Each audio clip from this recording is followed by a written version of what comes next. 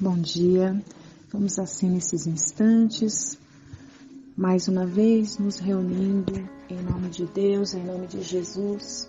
Vamos nos imaginando no salão da casa de Fabiano, onde nos sentimos acolhidos, congregados, e vamos assim elevando os nossos pensamentos com muita gratidão nos nossos corações, a Deus nosso Pai, a Jesus nosso Mestre, e a Frei Fabiano de Cristo e aos trabalhadores incansáveis, que estão sempre a postos, com a boa disposição de nos auxiliar. Que nós também, por nossa vez, possamos fazer a nossa parte e procurar estarmos com os nossos pensamentos voltados a esses amigos. Pai nosso que estais no céu, santificado seja o vosso nome. Venha a nós o vosso reino. Seja feita a vossa vontade, assim na terra como no céu. O pão nosso de cada dia nos dai hoje. Perdoa, Pai, as nossas dívidas, assim como nós devemos perdoar aos nossos devedores. E não nos deixeis cair em tentação, mas livrai-nos do mal. Que assim seja, graças a Deus e graças a Jesus. Então nós vamos continuar aqui com o Evangelho segundo o Espiritismo. Nós estamos no capítulo 17, Sede Perfeitos, e agora a gente vai falar sobre os espíritas, né? Os bons espíritas, porque não basta a gente frequentar uma casa espírita, não basta a gente frequentar as sessões, ouvir as sessões, até mesmo fazer as leituras, até mesmo fazer um trabalho voluntário, né? Isso tudo é muito importante. Com certeza são ferramentas poderosíssimas que, aliada a uma boa disposição, né? Que a gente estudou semana passada, quando fala da perfeição, né? Do ser de perfeitos, do homem de bem, né? Que são os esforços ali que a gente vai ter que estar empreendendo para estar se superando. E muitas vezes a gente fazer essas práticas que nos dão alegria, nos dão prazer, é mais fácil do que combater uma má tendência ali que a gente ainda traz, sempre filhas do orgulho, do egoísmo, enfim, dessas paixões inferiores que a gente ainda traz, né, dentro de nós. Mas eu acredito que a gente não pode negar isso, né, da nossa ainda condição, mas também não podemos nos acomodar com isso. A gente precisa realmente enxergar que sim, nós ainda estamos, né, nessa condição de inferioridade moral, e detectar ali em que momentos que isso se aflora, né, geralmente ali são nas nossas relações, e começar a tentar combater. E com certeza, e a gente também viu na semana passada, que através do estudo, através, né, da frequência, porque quando a gente está estudando, está ouvindo uma palestra, está presente, está num trabalho voluntário, nós estamos ali concentrados, né? Tudo que a gente faz exige de nós uma certa concentração. Então, quando a gente se mantém concentrado nesses bons ideais, né, objetivos, realmente a gente está pelo menos naqueles momentos ali, vamos dizer, aurindo forças, energias. Eu acho difícil uma pessoa estar ouvindo uma palestra ou fazendo um trabalho voluntário e estar ali com o pensamento voltado para o mal, né? É difícil, pode até acontecer, mas é bem mais difícil. Mas que a gente, mesmo quando a gente não esteja nessa situação, porque os bons espíritas, na verdade, né, que é isso que a gente vai ver hoje, mesmo quando a gente não está com essa muleta, vamos dizer assim, quando a gente não está de posse dessas ferramentas, ainda assim a gente consegue estar refreando ali alguns impulsos inferiores que a gente ainda tem, né? Então nós vamos fazer aqui uma leitura, brevemente, olha, os bons espíritas. O espiritismo, bem compreendido, mas sobretudo bem sentido, conduz forçosamente aos resultados acima, que a gente já viu a semana passada, que é aquela lista de qualidades, né, de atitudes que tem o homem de bem, né? Então, o verdadeiro espírita, como o verdadeiro cristão, né, pois um e outro são a mesma coisa. Então, o verdadeiro espírita, ele é o verdadeiro cristão. Porque o espiritismo é o cristianismo redivivo, né? É o cristianismo sem véu, é o cristianismo limpo, claro, puro e sem desculpas de que não conseguimos compreender. Portanto, não tem desculpa, né? O espiritismo não cria uma nova moral, e a gente vai ver aqui depois nesse outro livro que eu trouxe, que é O Consolador, né? Vai falar isso aqui também, tem uma questão que é colocada e os espíritos respondem. Então, o espiritismo não cria uma nova moral, mas facilita aos homens a compreensão e a prática da moral do Cristo ao dar uma fé sólida e esclarecida aos que duvidam ou vacilam. Então, é o cristianismo redivivo, claro. Muitos, porém, dos que creem na realidade das manifestações não compreendem as suas consequências nem o seu alcance moral. Ou, se compreendem, não os aplicam a si mesmos. Por que isso acontece? Será por uma falta de precisão da doutrina? Não, porque ela não contém alegorias nem figuras que possam dar lugar a falsas interpretações. A clareza é a sua própria essência, e é isso que lhe dá força para que atinja diretamente a inteligência. Nada tem de misteriosa, e seus iniciados não possuem nenhum segredo que seja oculto ao povo. Seria necessário, então, para compreendê-la, uma inteligência fora do comum? Não, pois vence homens de notória capacidade que não a compreendem, enquanto inteligências vulgares, até mesmo de jovens que mal saíram da adolescência, compreendem com admirável justeza suas mais delicadas nuances. Isso acontece porque a parte de qualquer maneira material da ciência não requer mais do que os olhos para ser observada, enquanto a parte essencial exige um certo grau de sensibilidade, que podemos chamar de maturidade do senso moral. Maturidade essa independente da idade e do grau de instrução, porque é inerente ao desenvolvimento, num sentido especial, do espírito encarnado. Então, cada um de nós temos o nosso grau de maturidade, né? Alguns estão um pouquinho lá na frente, outros estão um pouquinho mais atrás, mas assim, isso não é de forma geral. Às vezes a pessoa conseguiu dar um passo mais adiante num determinado ponto, mas no outro ponto ela ainda está um pouco atrasada e consequentemente, pessoas ali próximas, outras pessoas, naquele ponto que um já está um pouco atrasado, outra pessoa já está um pouquinho mais adiantado, né? E no outro ponto que o outro está adiantado, aquele outro está mais atrasado. E assim são as diferenças. Então não é de uma maneira absoluta, porque nós somos um conjunto de várias coisas, né? O bem e o mal, ele está dividido em várias e várias formas aí de virtudes, em vários defeitos e vícios também. Então, às vezes a pessoa ainda se arrasta num defeito, num vício, enquanto que a outra já não tem aquele problema, mas tem outro, e assim vai, né? Então, conforme esse grau de maturidade, que assim, conforme as encarnações vão passando, conforme a docilidade, né, daquele espírito em querer aprender, ou conforme as experiências dolorosas que ele já tenha passado e já tenha adquirido ali alguma maturidade, então para ele vai ser ou não mais ou menos fácil conseguir assimilar esses ensinamentos, né? Então, se já traz ali, às vezes, de outras encarnações, às vezes não precisa vir nem com uma capacidade intelectual muito desenvolvida nessa para poder compreender essas coisas, né? Eu vou pular algumas partes aqui, olha, para a gente ter tempo de ler o que eu quero trazer ali do Consolador. Então, olha, aquele que podemos com razão qualificar de verdadeiro e sincero espírita, encontra-se num grau superior de adiantamento moral. O espírito já domina mais completamente a matéria e lhe dá uma percepção mais clara do futuro. Os princípios da doutrina fazem vibrar-lhe as fibras que nos outros permanecem mudas.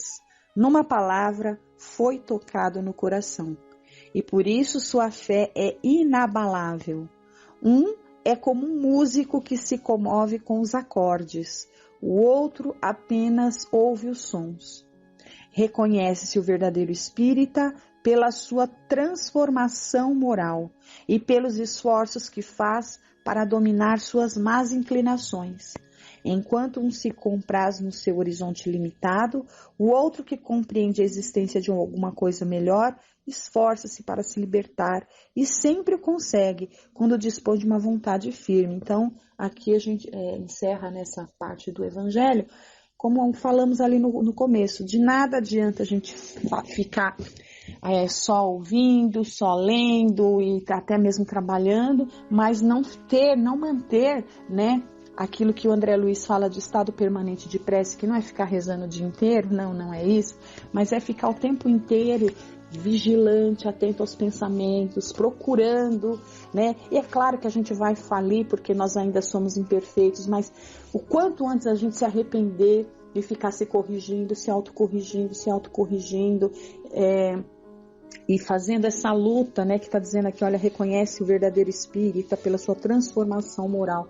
Então, o verdadeiro espírita e o verdadeiro cristão, ele é reconhecido não é por aquilo que ele já conseguiu, isso falando para nós aqui no planeta Terra, né, que ainda somos inferiores, ainda estamos sujeitos aí às provas e expiações, porque ainda temos imperfeições.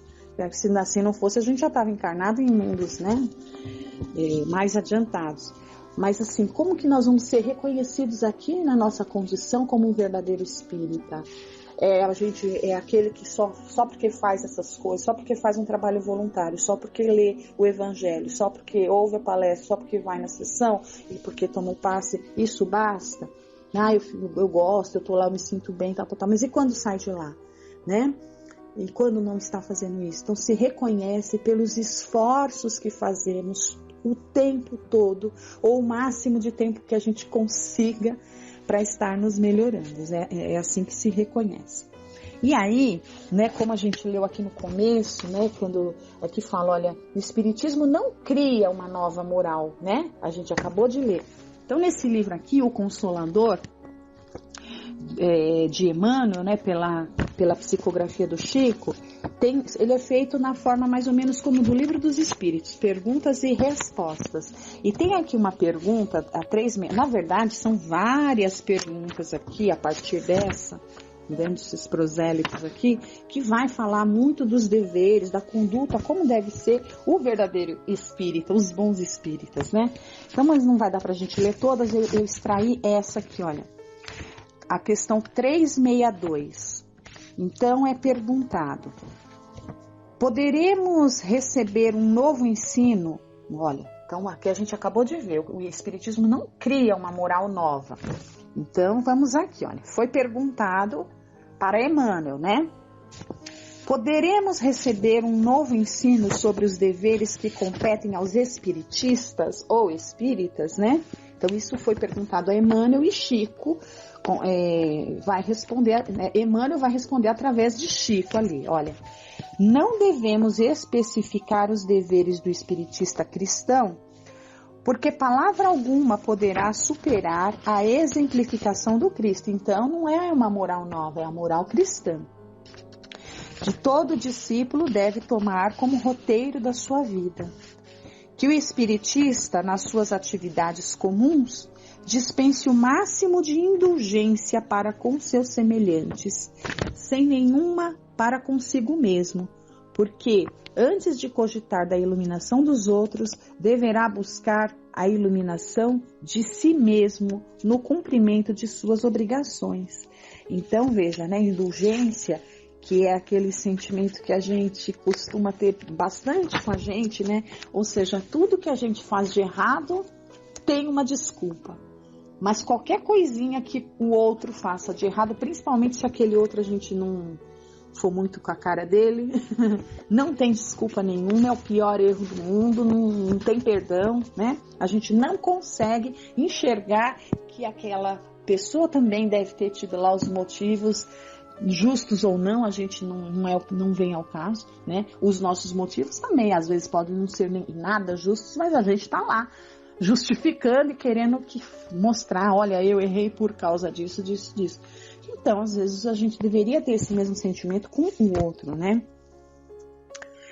Olha, tem aqui mais uma outra que eu vou ler também, porque a gente ainda tem tempo. Olha, agora é a 366. Como deverá agir o espírita sincero quando se encontre perante certas exigências doutrinárias? Aí Emmanuel responde: à luz da fraternidade pura, jamais neguemos o concurso da boa palavra e da contribuição direta, sempre que oportuna em benefício do esclarecimento de todos, guardando, todavia, o cuidado de nunca transigir com os verdadeiros princípios evangélicos, sem, contudo, ferir o sentimento das pessoas. E se as pessoas perseverarem na incompreensão, cuide cada trabalhador de sua tarefa, porque Jesus afirmou que o trigo cresceria ao lado do joio e em sua seara santa. Mas ele, o cultivador da verdade divina, saberia escolher o bom grão na época da seita. Então, aqui, diante qual a nossa postura diante daqueles que têm pensamento religioso diverso do nosso, né? A gente nunca deve nos omitir, nunca devemos perder uma boa oportunidade, Emmanuel nos ensina aqui, né? Não para nos aparecer, né? Porque aí já perdemos tudo, se for a vaidade que nos move. Mas numa situação aí corriqueira do nosso dia a dia, em que alguma situação exija alguma mediação, se a gente tiver algum recurso, evidente, se a gente está estudando, né? Como qualquer coisa, como na escola, né? Se a gente está estudando na escola, aprende ali um conhecimento, alguma coisa, no momento de uma dúvida, né? Ali no momento corriqueiro do dia a dia que surge alguma coisa ali que não se saiba, aquele que tem aquele conhecimento vai lá e esclarece, não? Olha, eu estudei, é assim, assim, assado, né? Ótimo. Vamos imaginar que nesse campo aí moral, né? No campo ético, né? A gente, nas nossas relações corriqueiras, surjam aí alguma questão e a gente, pela nossa busca, pelo estudo, né? Veja, né? É importante estudar, mas é importante estudar e praticar, né? Não é estudar e só na hora que está estudando, tudo bem, mas depois quando fecha o livro esquece tudo, apaga, né? Não lembra de mais nada, não. Então imagine que aquele estudo vai nos dando ali um cabedal de conhecimento que numa situação tal a gente acabe ali naturalmente, claro que sem querer bancar o santo, sem querer ficar bancando o profeta, né? Sem ficar querendo ser vaidoso, né? É simplesmente movido pelo sentimento de esclarecimento mesmo, trazer aquela luz que acendeu dentro de nós, que nos tirou, vamos dizer, daquelas trevas interiores nós, querer compartilhar isso com o outro. Isso é bem-vindo.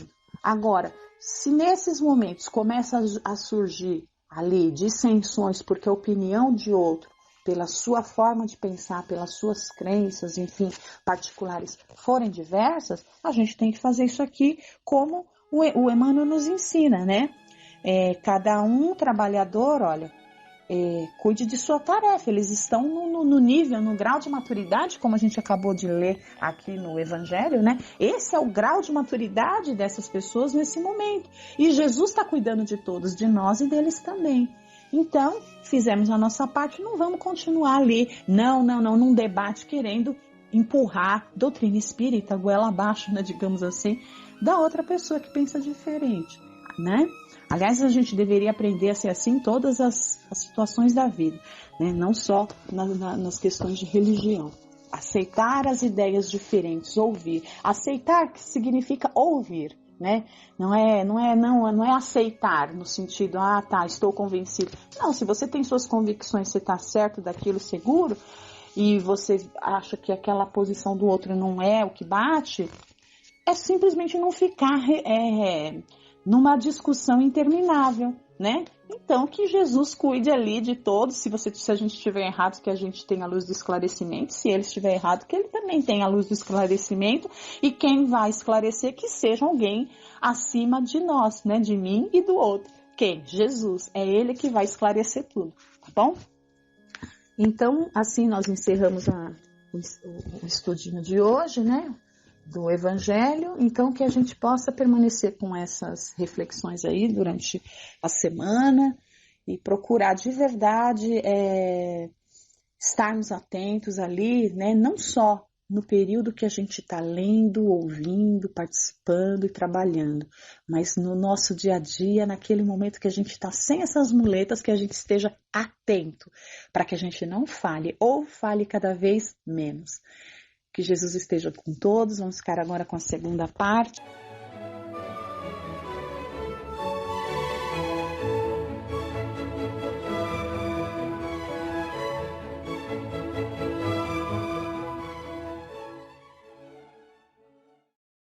Boa noite a todos.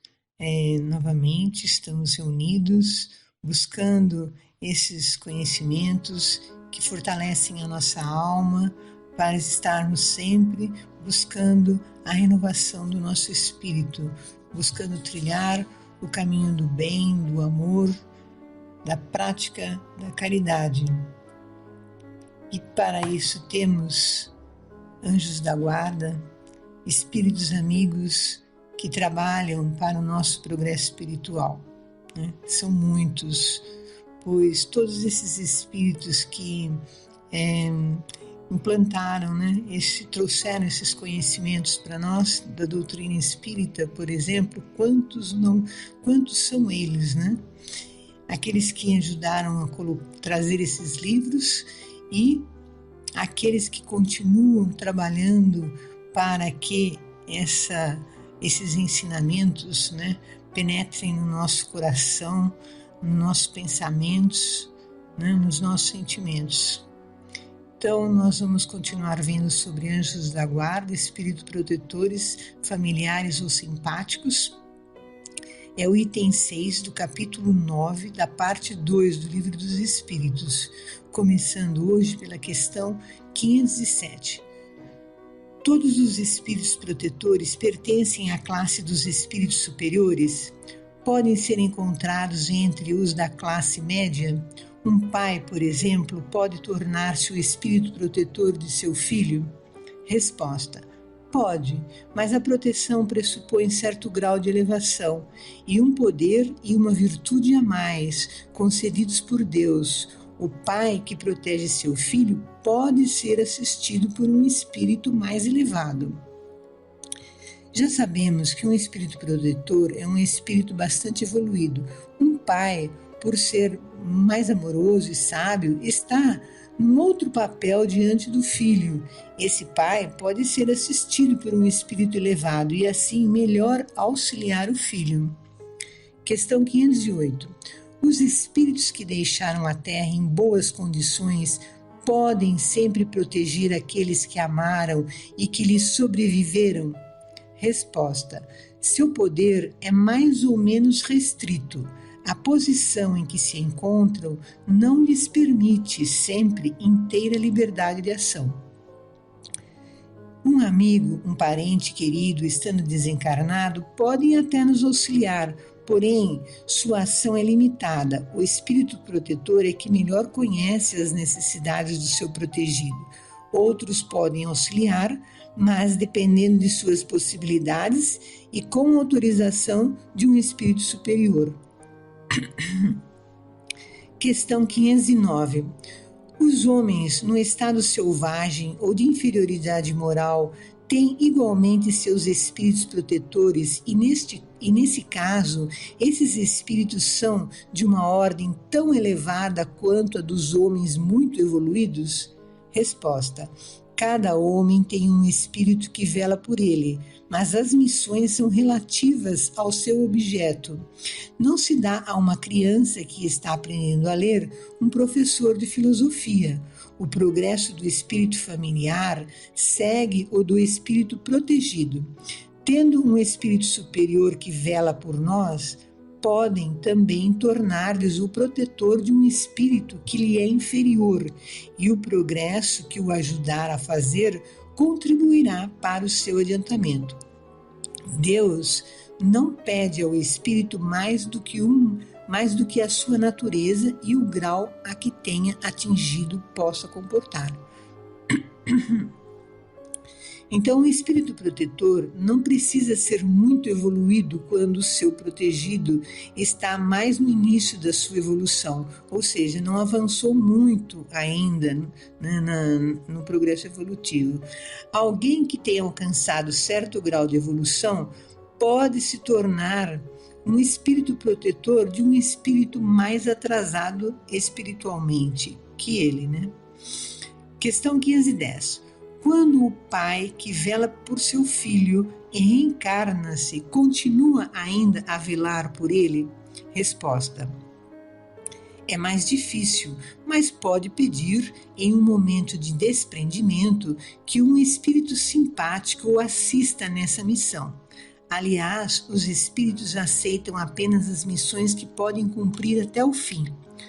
O espírito encarnado, sobretudo nos mundos em que a existência material está demasiadamente sujeito a seu corpo para poder estar inteiramente devotado ao outro ou até assisti-lo pessoalmente.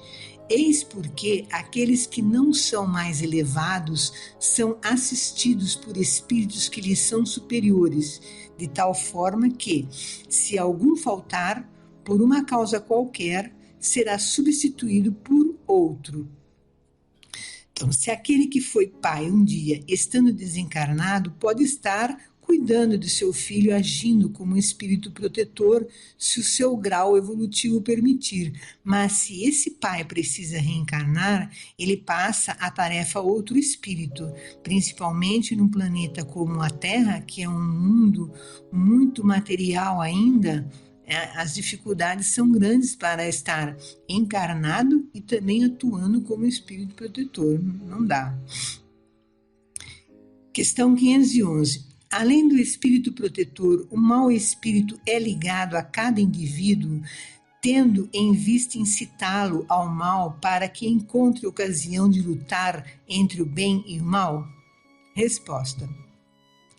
Ligado não é bem a palavra. É verdade que os maus espíritos procuram desviar os homens do bom caminho quando encontram ocasião, mas quando algum deles se liga a um indivíduo, o faz por si mesmo, porque espera ser escutado. Então haverá a luta entre o bom e o mal, e vencerá aquele a cujo domínio o homem se submeter. Então, não é bem assim, né? Não tem um espírito mau e um bom para contrabalançar o pensamento do encarnado. Deus designa um protetor a cada encarnado, mas no plano espiritual há espíritos infelizes em número maior que de encarnados. Estes procuram a quem influenciar. Aquele que lhe der ouvidos será influenciado, mas ele tem a opção de escolher as sugestões do espírito protetor. 512. Podemos ter vários espíritos protetores? Resposta.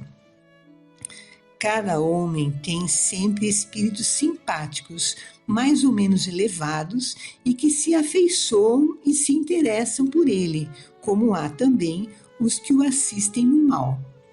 Então veja, os espíritos simpáticos podem ser bastante evoluídos ou não. Também podem ser bons espíritos ou podem ser espíritos com pouca evolução moral, podem querer praticar más ações e influenciam negativamente o encarnado. Os espíritos simpáticos podem ser simpáticos pelos aspectos positivos do encarnado ou pelos seus aspectos negativos. O nome diz, são simpáticos aos seus desejos, aos seus objetivos, às suas ações. Questão 513. Os espíritos simpáticos agem em virtude de uma missão? Resposta. Às vezes podem ter uma missão temporária, mas geralmente são solicitados apenas pela similitude de pensamentos e de sentimentos, tanto no bem como no mal. Questão 513A. Parece resultar daí que os espíritos simpáticos podem ser bons ou maus. Resposta: sim, qualquer que seja o seu caráter, o homem encontra sempre espíritos que simpatizam com ele. Então vejam, os encarnados mal intencionados também recebem ajuda para suas práticas lamentáveis. São os espíritos que se simpatizam com as más ações ou as más intenções do encarnado que o auxiliam. Questão 514. Os espíritos familiares são a mesma coisa que espíritos simpáticos ou espíritos protetores? Resposta: há muitas gradações na proteção e na simpatia. Dá-lhes os nomes que quiserem. O espírito familiar é, acima de tudo, o amigo da casa. Kardec, comentando esta questão, ele fala sobre os diferentes espíritos que influenciam ou podem influenciar na nossa vida. Ele fala sobre os espíritos protetores, espíritos familiares, simpáticos e também sobre o mau gênio. Vou ler o comentário dele.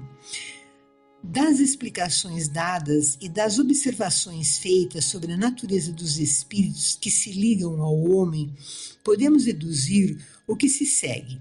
O espírito protetor, anjo da guarda ou bom gênio, é o que tem por missão seguir o homem na vida e ajudá-lo a progredir.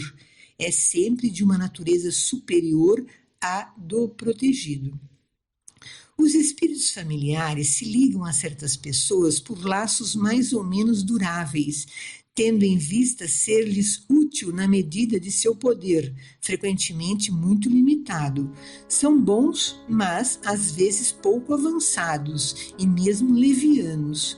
Ocupam-se voluntariamente de detalhes da vida íntima e agem apenas por ordem ou com a permissão dos espíritos protetores. Os espíritos simpáticos são os que atraímos para nós por afeições particulares e por certa semelhança de gostos e de sentimentos, tanto no bem como no mal. A duração de suas relações está quase sempre subordinada às circunstâncias. O mau gênio é um espírito imperfeito ou perverso que se liga ao homem visando desviá-lo do bem, mas age por seu próprio impulso e não em virtude de uma missão.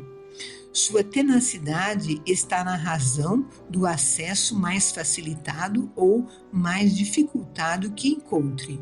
O homem é sempre livre para escutar a sua voz ou de a repelir. Então vemos que o mau gênio, na verdade, é um espírito simpático que está voltado mais para os aspectos negativos do encarnado, como já comentamos.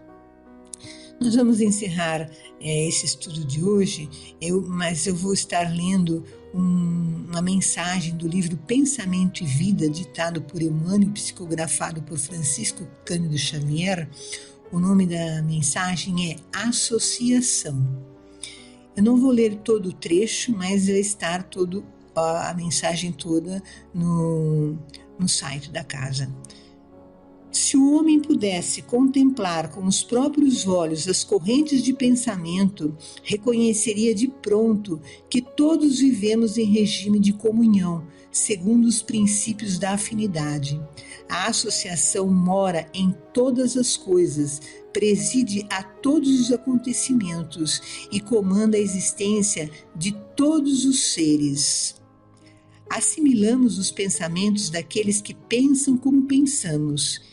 É que sentindo, mentalizando, falando ou agindo, sintonizamo-nos com as emoções e ideias de todas as pessoas, encarnadas ou desencarnadas, da nossa faixa de simpatia.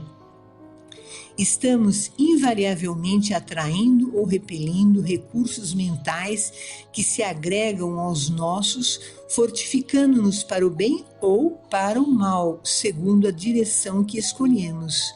Em qualquer providência e em qualquer opinião, somos sempre a soma de muitos.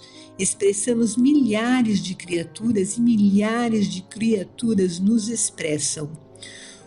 Quando nos detemos nos defeitos e faltas dos outros, o espelho de nossa mente reflete-os de imediato, como que absorvendo as imagens deprimentes de que se constituem, pondo-se nossa imaginação a digerir essa espécie de alimento que mais tarde se incorpora incorpora aos tecidos sutis de nossa alma.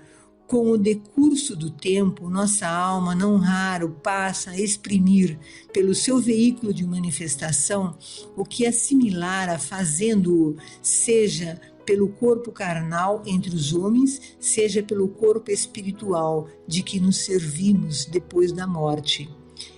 É por esta razão que, geralmente, os censores do procedimento alheio acabam praticando as mesmas ações que condenam no próximo, porquanto, interessados em descer as minúcias do mal, absorvem-lhe inconscientemente as emanações, surpreendendo-se um dia dominados pelas forças que o representam. Qual o pequenino foco infeccioso que, abandonado a si mesmo, pode converter-se dentro de algumas horas no bolo pestífero de imensas proporções, a maledicência pode precipitar-nos no vício, tanto quanto a cólera sistemática nos arrasta, muita vez, aos labirintos da loucura ou às trevas do crime.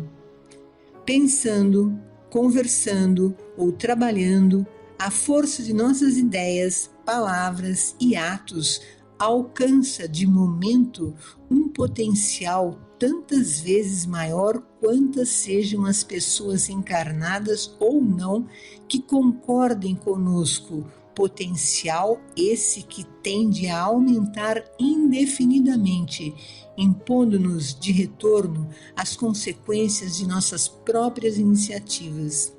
Estejamos assim procurando incessantemente o bem, ajudando, aprendendo, servindo, desculpando e amando, porque nessa atitude refletiremos os cultivadores da luz, resolvendo com segurança o nosso problema de companhia. Essa mensagem nos leva a refletir muito, né? Nós temos os espíritos protetores, os espíritos simpáticos que querem nos auxiliar no nosso progresso, mas e o nosso pensamento, né? Os nossos desejos, as nossas intenções, nós temos que refletir sobre isso para que possamos nos ajudar a nós mesmos no nosso progresso espiritual. Bom, finalizando então esse estudo de hoje, nós vamos agradecer a Deus a oportunidade de ter esse esclarecimento, de podermos estarmos refletindo juntos e vamos vibrar amorosamente pedindo por todos aqueles que sofrem pelos pensamentos negativos, por aqueles que estejam deprimidos, para todos aqueles que não estão encontrando a alegria em si mesmos. Por todos nós somos portadores dessa alegria, porque somos filhos de Deus. E Ele nos deu tudo o que é de bom. Então vibremos por todos aqueles que sofrem neste momento das dificuldades da alma e do corpo também, que recebam todo o amparo e proteção. Pai nosso que estais nos céus, santificado seja o vosso nome, venha a nós o vosso reino, seja feita a vossa vontade, assim na terra como no céu. O pão nosso de cada dia dai-nos hoje, perdoai as nossas dívidas, assim como nós perdoamos os nossos devedores, e não nos deixeis cair em tentações, mas livre-nos, Senhor, de todo o mal, que assim